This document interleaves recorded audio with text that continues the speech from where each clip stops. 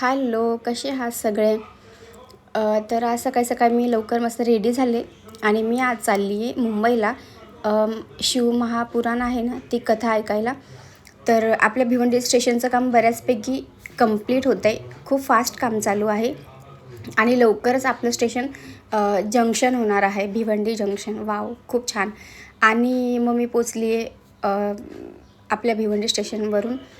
आले मी मीरा रोडला, कारण कथा इथे चालू होती आणि खूप म्हणजे गर्दी नव्हती इतकी, नॉर्मल गर्दी होती. मग फायनली पोचले आणि मग इकडनं तुम्हाला सांगू, जर तुम्ही कथा ऐकायला येणार असाल भिवंडीवरून किंवा अजून कुठून पण, तर इकडे आता असं आहे ना की म्हणजे रिक्षा नाही भेटत आणि आता इकडे कथा चालू आहे तर लोकांना तिथे पोचायचं आहे. त्याच्यामुळे रिक्षाचे म्हणजे पहिले मीटरवर जायचे, पण आता पर पर्सन 50 रुपीज असं घेऊन जात आहेत.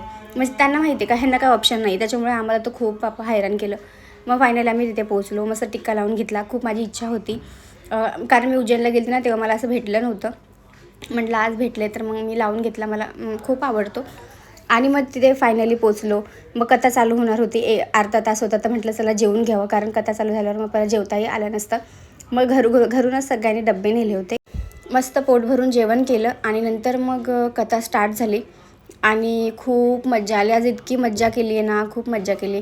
आणि सांगू खरं की मी फर्स्ट टाईम गेलेले, म्हणजे मला ह्या गोष्टीचा कधीच म्हणजे आयडियाच नव्हती की कसं वाटतं किंवा काय. तर मग मला खूप आनंद झाला आणि मला छान पण वाटलं आणि मी परत पण जाईन. पण कसं आता सध्या मला बिलकुल वेळ भेटत नाही, कारण माझं सध्या शेड्यूल खूप बिझी आहे. सध्या शॉपचं पण काम चालू आहे आणि नाही मला जाता येत. त्याच्यामुळे मग आज मला वेळ होता तर मी गेले आणि मी खूप एन्जॉय केला.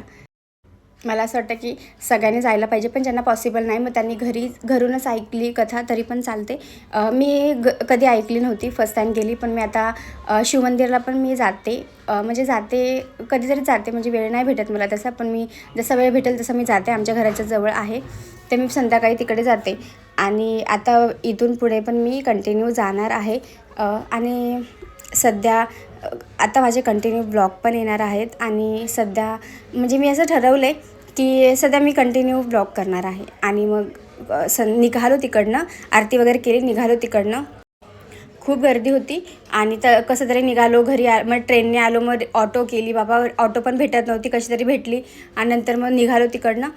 घरी आले फायनली. मग जेवण वगैरे केलं, मस्त भांडे वगैरे आवरले आणि कपडे खूप घडी करायचे होते, मग ते केले.